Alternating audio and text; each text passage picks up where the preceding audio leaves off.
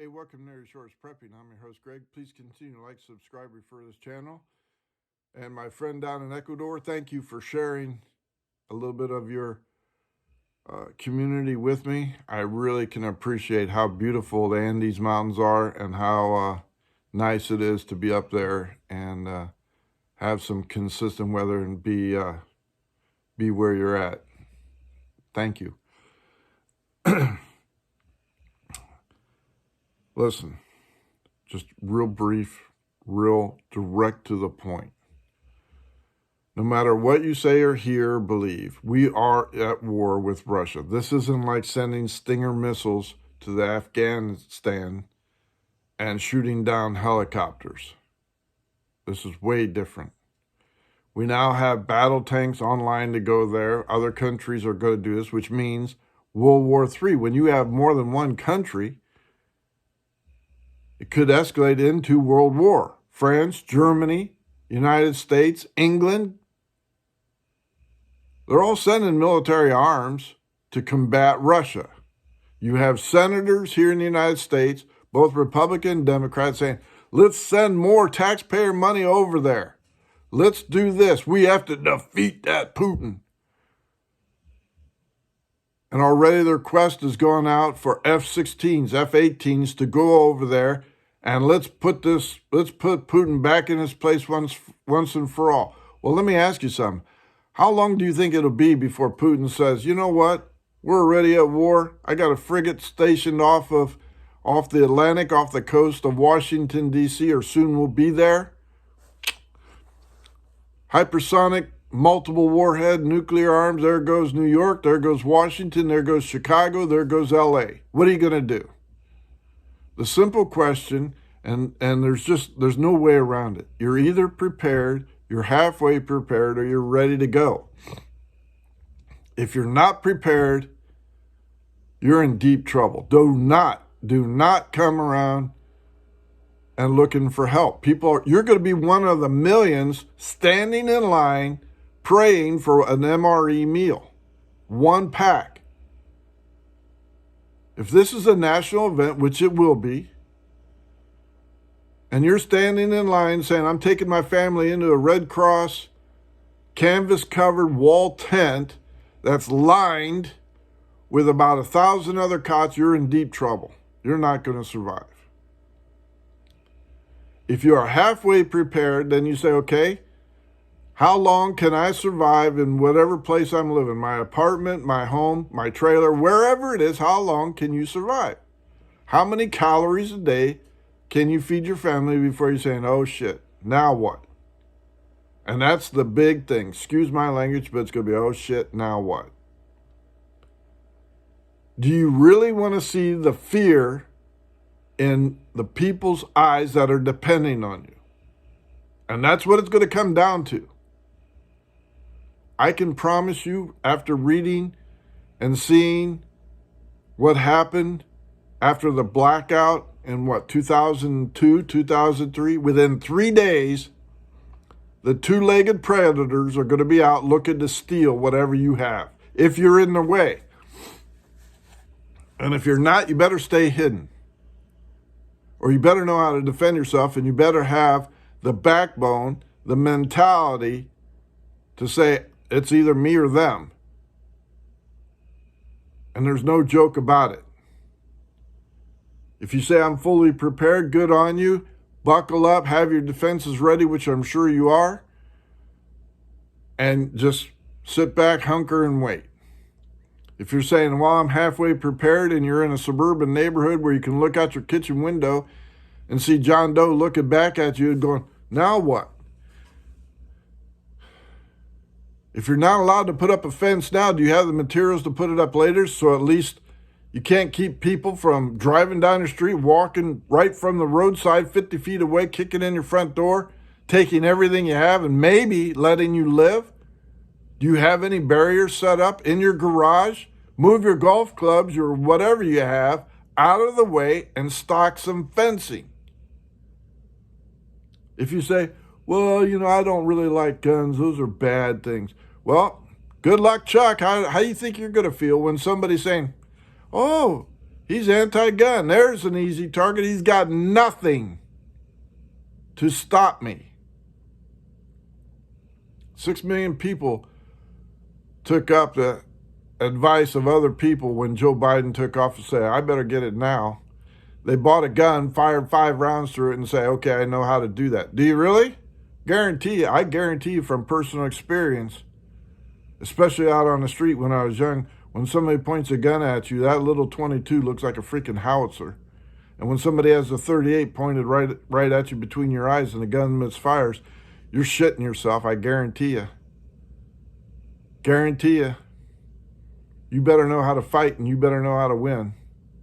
That's what it will be like.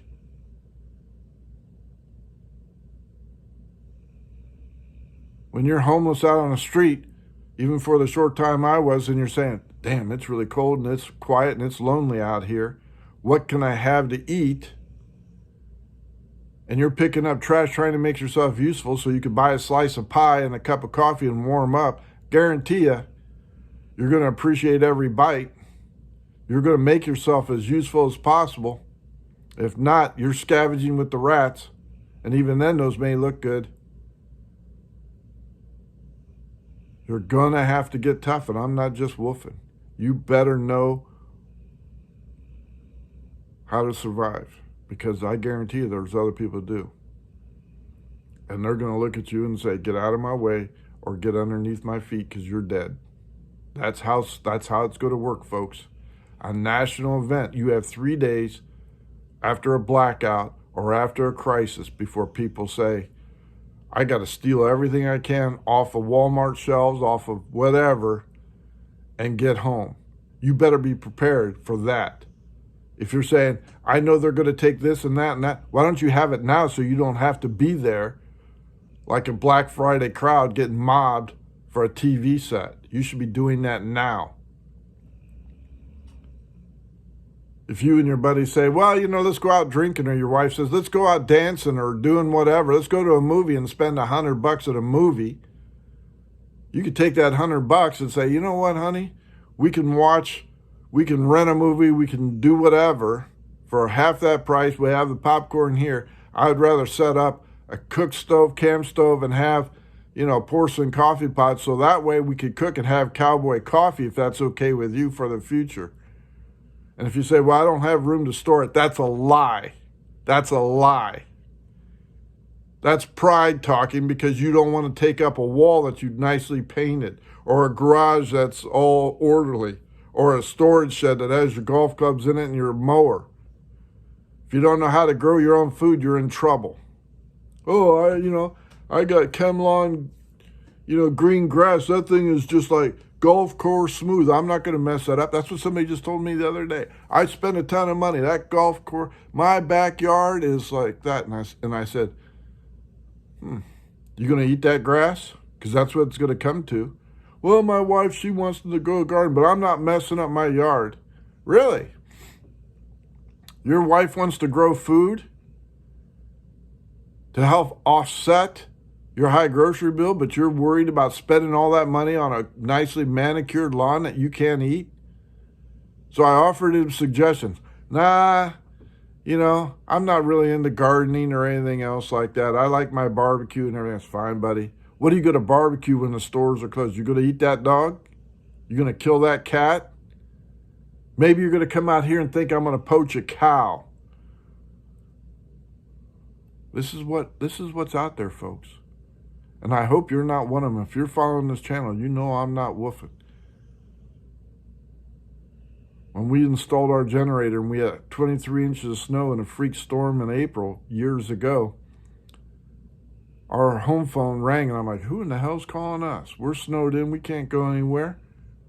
But at least we have power and heat. And it was a person I can't stand. They're not a good character. Couldn't trust them with a nickel on the ground. Instead of drinking 24 cans of beer, you're saying, hey, listen, you better start putting some food away. Oh, we know how to hunt and fish. We could survive. Then why are you calling us? Because you're cold? Because your grandchildren is what you use as an excuse to try and come over to the house to be warm? No, you're not coming here. This is a reality check. You're either prepared or you're not. You either know how to use a gun or you don't. You know how to clean a gun, you know how to reload a gun, or you don't.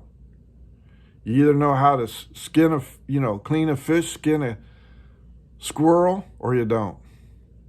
You either know how to give medicine to make somebody comfortable. You either know how to make stitches, set a splint, or you don't. You're either prepared to give up everything you have to somebody who doesn't care, and you may get scraps off the plate fighting for the dogs. That's what it'll come down to in a national extended event. If you say that's never going to happen, you watch and see what's going to happen. The dollar is on shaky ground right now. There could be 3 events that set off World War III at any minute. Any minute. There have been more power grids attacked in this nation than any other time in history, and we have 10,000 people a week we don't know are coming across this border, and you have Mexican cartels, fully armed, fully trained, that can cross the river and operate here in the United States, and they're already here. You already have governors saying, I'm going to declare an invasion so the National Guard can be deployed, fully armed and prepared for war. You think these people aren't in your neighborhood? I guarantee you have a sanctuary city around. And these people are not prepared, but they know how to survive. They made the trip. And they are totally prepared to take what you have and say, man, this is better than anything I ever had, while they're living in your house and you're in the backyard dead or chained to a tree like the dog. This is reality, folks. You better step on the gas. If you're not prepared, that's your choice. Don't look for handouts. If you're halfway prepared, then start buckling it up and saying, what do I need to do? If the other half, male or female, in your relationship is saying we don't need anything, you say, I'm going to do it without you. And that means we don't have money for, hairdos, nail salons, pizza night out, going out with the boys, drinking, gambling, whatever. That stuff comes to an end. This is reality check. If you're fully prepared, you're not. There's always more. There's always more. Harsh reality check. I'm sick of seeing these people on there. Oh, the collapse has started. Get ready to collapse. You're not going to be ready because nobody is. There's not going to be an announcement the dollar's collapsed. It's just going to happen. Russia isn't going to declare war. They're just going to do it. China's not going to declare war. They're just going to do it. And next thing you know, you're going to be looking for Sleepy Joe to give you advice. And that son of a bitch is already in bed with him. You're on your own. Learn what to do. Know how to do it. I don't expect you to be marksman rated, but I expect you to be able to hit a can at 25 feet with a pistol. Get yourself right with God. Get prepared. You're going to need all the help you can get. And I guarantee you, this isn't just going to be a stand-up fight. This is going to be nasty. This is going to be a mental war that nobody's prepared for. Lies, deceit, cheating, stealing, murdering, pillaging, all the stuff that the devil wants to happen is going to occur. And nobody's ready for it, and me least of all. Scares the hell out of me. But at least take heed. Sit up and take heed. Watch the news if you still have the news. And then take about 10 minutes of it and say, I've seen enough. What do I need to do to help me and my family? Grow up. Thank you for liking and subscribing to Resource Prepping. Thank you to my friend down in Ecuador, sending me some beautiful video and pictures of his village up in the Andes Mountain. That's really nice. You got a good setup there, my friend. Enjoy it. Greg out.